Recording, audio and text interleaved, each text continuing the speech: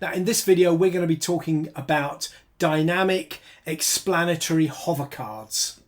Now it sounds like a bit of a mouthful, but the VB440 has always been about presenting information in an intuitive and useful way, both to production engineers, technicians and network engineers. Now, because they're dynamic, any information that a production engineer or network engineer is looking at will change to dynamically reflect any changes in that parameter that's being monitored.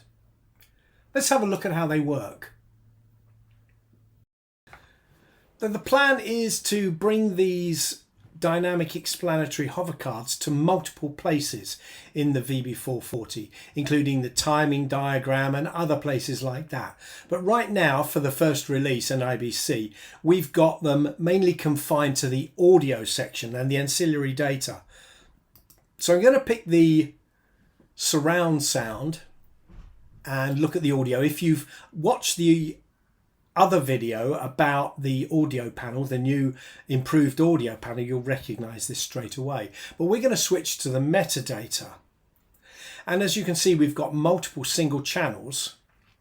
And although these have all got details about them, there's only a single data point. So I'm going to pick the audio compressed, which as you can see is AC3 Dolby Digital. And if we click on the details drop down there, you can see there's a whole wealth of information. Now we call these hovercards dynamic is because they change, and they will change as the parameter changes whilst being viewed. Now I'm going to be very, very lucky, if past experience is anything to go by, to pick something that's actually changing.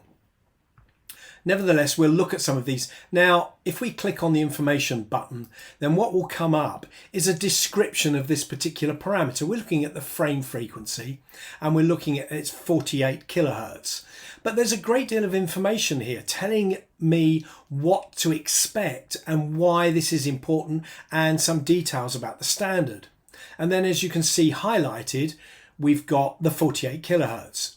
It may have been 44.1 or indeed 32 kilohertz, but it's emboldened and it's number 2 and it's 48 kilohertz.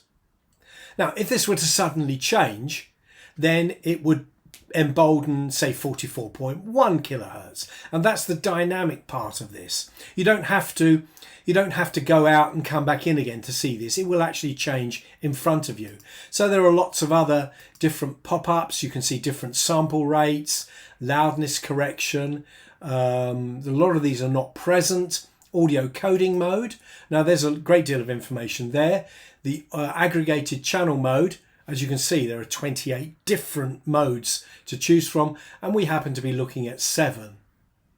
So this gives you some idea of the information that's possible. Not only is it giving you the actual information of any particular parameter, but all the possible variations of that parameter. And that makes this really useful to an engineer, not necessarily even an audio engineer, but someone who's been tasked with monitoring this particular VB440. It gives them some sense of what they're looking at.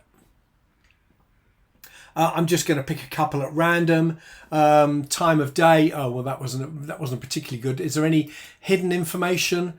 Default 0. No hidden information. Again, just pick some more. I'm going to read this out. Indicates the level shift applied to the center channel when adding the left and right outputs as a result of down mixing to a left-right output. -3 dB.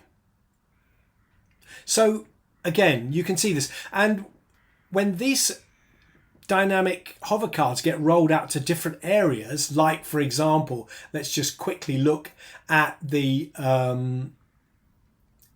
timing page, you can imagine how useful it's going to be. These graphs are already quite useful, but when we get dynamic pop-ups that we can then click and see, why is this important? What is it about this parameter that's important, and why should I be monitoring it?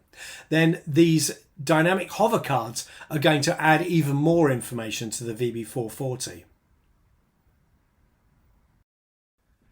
Combined with the presence of visual alarms when any of the monitored values exceed parameters, the addition of these dynamic hovercards mean that even a non-technician can monitor the VB440 and keep an eye on the performance and quality of a production. And they can understand when an error occurs, where it occurs, what it means, and why that matters.